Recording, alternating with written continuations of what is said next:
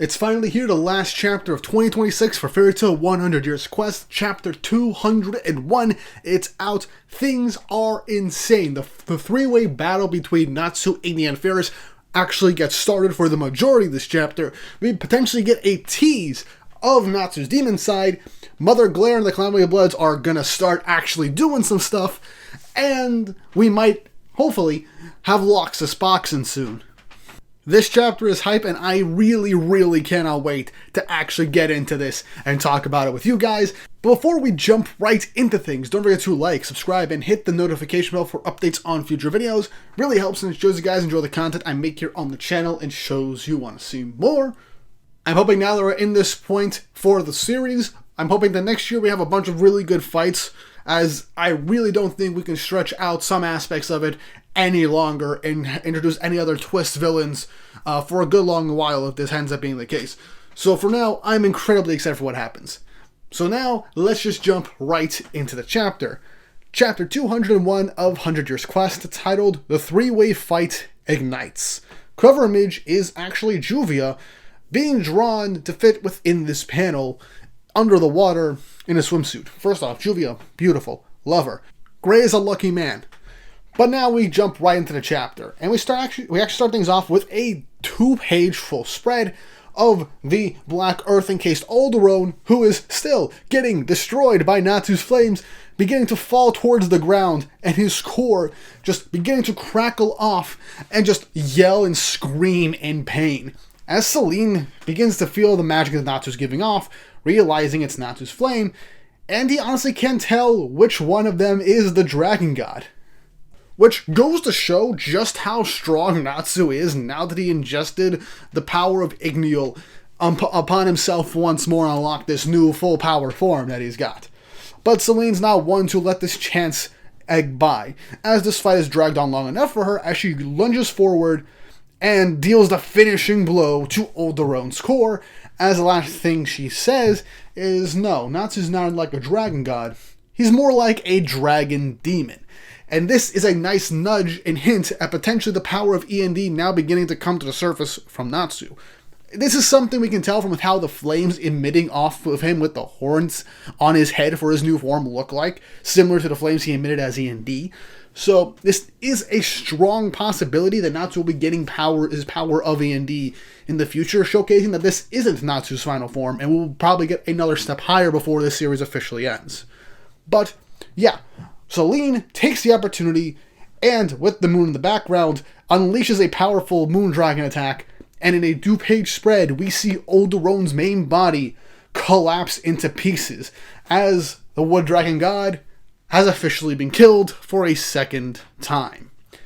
As Celine is content, as she can now relax, and this shocks Ignia and Faris, as now all that's left of them to stare down at is a stump on top of Aldoron's collapsed body, as Natsu stares up at them with this honest-to-God really cool look on his face as he's just smugly staring up at Ignia and Faris. But Ignia, oh boy, he is pissed off. He looks down at Natsu and just says, dude, now you've done it. I tried to give you humans a way to stay alive. And yeah, you would have turned into dragons, but it was still a way for you guys to still live. But now, there's no other way. And tells Natsu, with an infuriated look on his face, he's going to have to slaughter every last human. As Natsu confidently says, go ahead and try. You can't burn up us humans with your flames. So, we've all been wondering what's Ignia's deal with turning humans into dragons, if he didn't even like humans, and if he's going to burn up all humans to begin with. It's very possible that Ignia developed some kind of good relationship with humans, but saw how weak they were, and probably decided, let me make them dragons, I see the potential of humans. We've seen Ignia acknowledge the potential of humans and their strengths before throughout the series, especially in this arc, especially when it comes to him talking to the Calamity Bloods and how Acnologia was defeated. So, he wanted to acknowledge that, but also still viewed humans as inferior, so he probably just wanted to give them the power of dragons, make a world of dragons, as a way to kind of help keep some of these humans alive, while also not having them have such fragile lives. I might be digging way too deep into things, But it just makes sense to me with how he has a guild full of humans that are working with him and want to become dragons, and why now he is just angry now that he has to just kill all humans now that his plan to turn them into dragons is done. That's his fallback. And I feel like there's definitely going to be another layer as to what Ignia means by now he has no choice, and that he has to kill all the humans now. So that is something I'm curious to see. But Ignia, pissed off, wastes no time, and lunges straight towards Natsu in fury. But Faris also can't pass up this chance, and hits Ignia away as he then falls to the ground. And Faris looks over as Natsu says, "Oh yeah, right, you're Agnologia's ghost, I forgot you were here." As Faris looks down, she looks at her arm as it begins to shiver, and an image projects into her mind. The image of Ignia biting off Agnologia's left arm, the arm that she has right now. And this shocks her as she barely has time to block Natsu's punch, while Ignia begins to take this opportunity to jump towards the two of them to attack them both and pull them apart, as the two of them then get their bearings once more. And I love Ignia with his partialized dragon form, giving him his dragon wings in human form.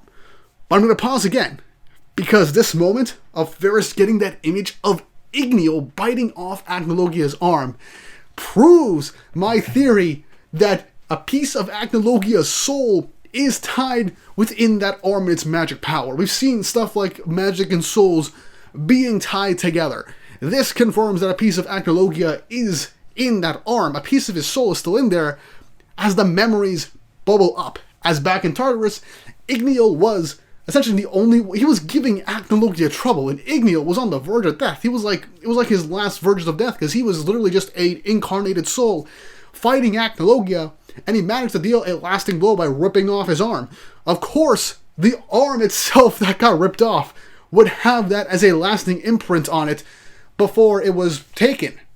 So that is a crazy thing to think about, as to a degree, it is possible that Agnologia's soul might take over Faris's body, and this is a pre-developed Agnologia with everything that happened. So I'm curious to see how this is going to play out in the future, or perhaps the arm will influence Faris's decisions to fight, primarily against Natsu. But yeah, this is an insane thing to bring back. But back to the fight. As Natsu and Faris get their bearings, Faris immediately goes over and hits Natsu off to the side, with Ignia going over to clash against Faris as she catches Ignia's flaming fist in her hand with a smug look. But Natsu then hits the two of them with a Fire Dragon's Wing attack. Not a Dragon King, a Fire Dragon.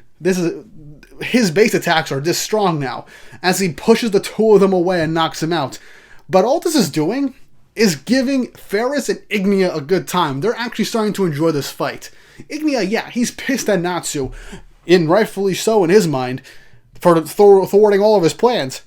But he can't help but get excited over this being an actual fight, as Natsu isn't just a jobber to him anymore. All this while Lox is looking over, saying, "Good on ya, Natsu," with Misfortune being like, "Wait, that's all you gotta say? He's fighting with literal monsters right now." I just love how Lox is just sitting there, just acting like a proud older brother, with Natsu boxing against like people with insane levels of strength right now. But this is actually the last we see of this fight for the chapter, as we then cut to Loxus telling Misfortune to bring over, well, the rest of Team A that were left off over in that other area, as now that Aldoron's done, the shackle should be gone and they should be able to move freely now. It's then that Team B and Eleftheria show back up, as now they are literally on top of Aldoron, much to their shock, with Happy and Misfortune meeting each other, and we get a funny little Exceed love triangle between Happy, Carla, and Misfortune. Do I see a hint of jealousy, Carla? Very interesting. But no time for jovial jokes, because Urza immediately notices somebody on top of a hill, or at least in this part, a stump of Aldoron in silhouette. We get a full page as this showcases Mother Glare of the Calamity Bloods staring down at Team B, as Loxus and Wendy immediately realize who she is. And heck, even Lucy notices who she is, which is kind of crazy, but then again, for an instant she was up close and personal, she can probably recognize the magic power and pressure she gives off, as Mother Glare introduced herself as the Mother Dragon. As with the name being said as Mother Glare, Then it's Gray realizing that she's from the Grand Magic Games during the Dragon King Festival section. As the chapter ends with Mother Glare staring down at Team B, saying that to her, they're all just little lambs. Lambs to the slaughter. And that is where this chapter ends. You might be wondering why I think Loxus is going to be boxing in this section, and that's because, well, Team B are still relatively exhausted, or at least are drained from A, their fight with Fire and Flame, despite them beating them relatively easily for the most part, and also the partial Dragonification and them fighting it off, that definitely drained them a bit. So I really do think that Mother Glare is going to have to fight Loxus. So now we're getting the Calamity Bloods actually doing something, and I feel like Loxus is definitely going to be the one to fight Mother Glare, maybe with some assistance from Team B, unless the rest of the Calamity Bloods show back up. But I do feel like they're going to be popping up at different spots, giving other characters a chance to fight off against these dragons. I would prefer it that way, because then you get Diablos doing something. Again, I really want Diablos to actually fucking do something this arc. Perhaps we might end up getting Sting and Rogue back in and maybe get revenge on one of the dragons that, well, they were fighting in Grand Magic Games, because they deserve some redemption. Maybe Cobra in the Irrational States, well, mainly Cobra, can fight against the dragon that he was getting, well, beat on from in the Grand Magic Games. There are a couple matchups we can get into eventually, but even then, for right now, I highly think that Loxus is going to fight Mother Glare right now, and that's going to be a really awesome fight. But yeah, this chapter was amazing. Really great fights, hype as hell. This three-way fight is being done in a very good way, and you can tell based off of how things are going, this is going to be a fight that's going to last for a good bit, especially considering that this is Mashma's fights don't last super long. But I feel like with how things are and being set up, this fight's going to last a little bit.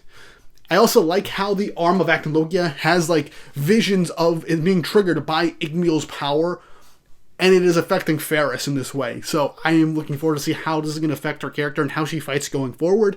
And seeing Ignia lose his cool against Natsu is insane, and I really like these taking this fight seriously, and the fact that we see that Natsu's fighting on par with each of them one-on-one, and they're all just taking advantage of each other's openings to try and fight one or both of them at the same time and deal actual big blows to actually progress the fight. It's being done very well so far, and I'm looking forward to see how this is going to be done in the future. Now, I'm just going to address this now because I didn't want to address it in the main review. Aldoron's fight with Celine was overall kinda, and okay, you know what, it was kind of disappointing. Because I did want this fight to last a bit longer, but after Natsu literally dealt a massive blow to the main body, of course it would affect the core, and Celine would take advantage to deal a finishing blow. I just wish we saw more of this fight.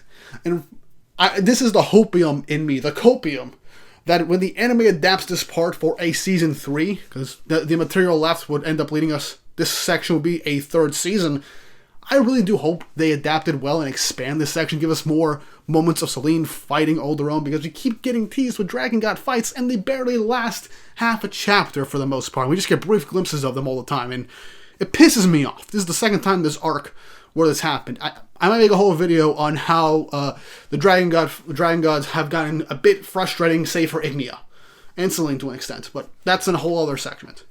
Either way, you guys let me know your thoughts and opinions in the comment section down below. What do you think is going to happen next? How long do you think this fight is going to last? How do you feel the Calamity Bloods are going to be brought into things? Leave your thoughts and opinions in the comment section down below as always. And once more, if you haven't already, like, subscribe, and hit the notification bell for updates on future videos. Really helps, and it shows you guys enjoy what I make here on the channel and shows you want to see more. This was a great Christmas gift for me. Hope you all had a happy holidays, Merry Christmas. And from this point onward, this is the last review of the year. So have a happy new year as well, and I'll see you guys next time.